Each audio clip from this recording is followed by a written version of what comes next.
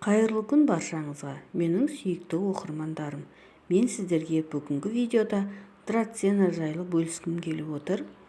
Үй жағдайында немесе дүкенге бара алмай жатқан болсаңыз, осы бір әдісті қолданып көрсеңіз болады. Бұл әдіс гүлдердің барлығына жарайды. Жұмыртқаның қабығын, яғни қуырған жұмыртқаның сыртын жуып алып, кептіріп, оны жақсылап пакетке салып майдалап, немесе блендерге салып майдаласаңыз болады. Осындай майдалықта болады. Бұл гүлдердің тамырына кальций береді. Яғни бұны бір чайный ложка алып, гүлдің топырағына салып, топырақтарын кішкене қопсытып қоямыз. Бұда кальций көп. Қолданып көріңіздер. Егер суға салып қолданам десеңіздер де болады, иісі тым қатты шығып кетеді.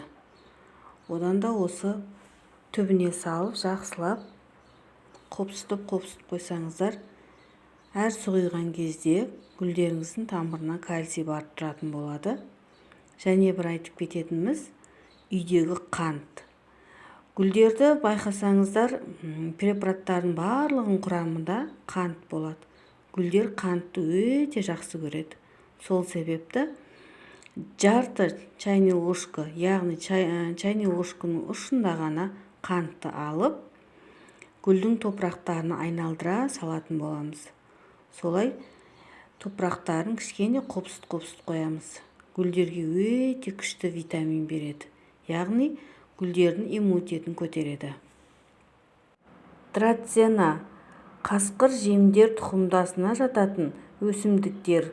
Тегі көбіне тал немесе суккулентті бұталар. Өсімдіктің ғылыми атауы драцена, яғни айдаһардың аналығы деген мағынаны білдіреді. Көп деректерде осы атау қолданып келеді.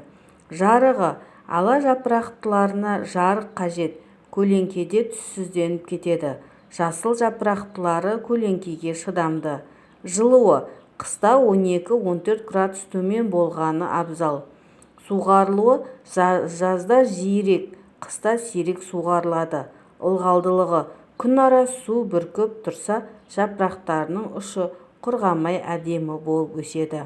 Қоректендірілуі: көктем-жаз айларында әдемі жапырақтары өсімдікке арналған тыңайтқышпен 2 аптада 1 рет қоректенеді. Ауруға көп шалдыға бермейді. Төзімді өсімдік. Қыста артық су құйғанына тамыр шіріп кетеді. Сондықтан топырағының беткі қабаты құрғағанда ғана су құю қажет. Көбейтілуі: қалемшесін тамырландыру және түбінен өсіп шыққан жанама өсімдіктерін бөліп алу арқылы көбейтіледі. Ертеде жас жігіт тайпа басшысының қызына ғашық болады. Мұны білген қыздың әкесі жігітке қатал шарт қояды. Шарт бойынша ғашығына қол жеткізу үшін жігіт таяқты алып топыраққа қадап суғару керек. Және сол таяқтан 5 тәулік ішінде жапырақ өсіп шығу тиіс болған. Жігіт күн-түн демей таяқтың түбін қопсытып суғарумен болады. 5-ші тәулікте әлгі таяқта жапырақтар пайда болып, ол әдемі драцена ағашына айналады. Жігіт ғашығына қол жеткізіп, екеу бақытты ғұмыр кешеді.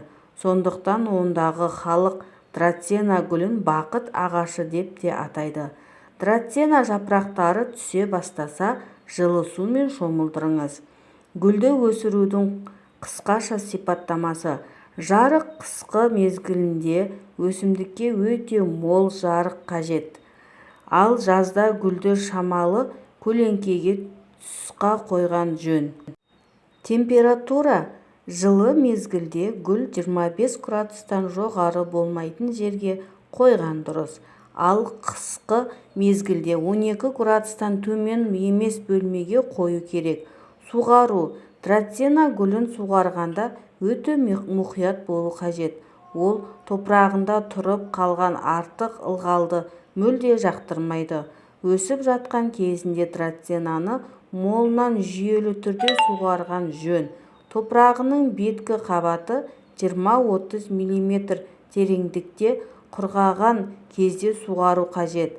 Ауаның ылғалдылығы қысқы мезгілде бөлмедегі ауа тез құрғап кететіндіктен драцена гүлін күніне 2 мезгіл шомылдырып тұрған жөн. Тыңайту. Драцена гүлінің топырағын сәнді жапырақты өсімдіктерге арналған минералды тыңайтқыш жиынтығы мен сәуір айынан бастап қыркүйекке дейін 15 күнде бір рет қоректендіру қажет. Ал қысқы мезгілде ешқандай тыңайтқыштың қажеті жоқ. Тыныштық кезеңі ол қазан айынан бастап сәуір айында аяқталады. Алайда өсімдік тыныштық кезеңіне тек салқын жерде тұрса ғана кетеді. Драценаның үй жағдайында күтуі. Бұл тропикалық өсімдікті көктемнен бастап жаз мезгілі аяқталғанға дейін көптеп суару керек. Алайда топырақ жеткілікті ылғал болса, толық құрғағаннан кейін суарыңыз. Қыс мезгілінде суаруды азайтасыз. Топырақ аздап ылғал болып тұрса жеткілікті. Тыңайтуда өсу кезінде, яғни наурыз айынан бастап жаздың соңына дейін уақытта жасау керек. Кез келген кешенді тыңайту 10-14 күн сайын жасалады. Қыста да тыңайтуды жасауға болады, бірақ айына бір рет жасаудың өзі жеткілікті. Егер ыдысы тар болып бара жатса, үлкен драценаны басқа ыдысқа бірнеше жылда бір рет қана көшіру керек. Жас драценалар жыл сайын топырақ пен ыдысты ауыстыруды қажет етеді. Жапырағынан айырылған сабақтар көріне бастағанда оларды қиып тастайды. Назарларыңызға рахмет. Видео ұнап жатса лайк басып тіркелуді ұмытпаңыздар. Келесі видеода гүлдерді қалай күтеміз, қалай баптаймыз, қоректендіреміз, сол жайлы бөлісетін боламыз. Рахмет.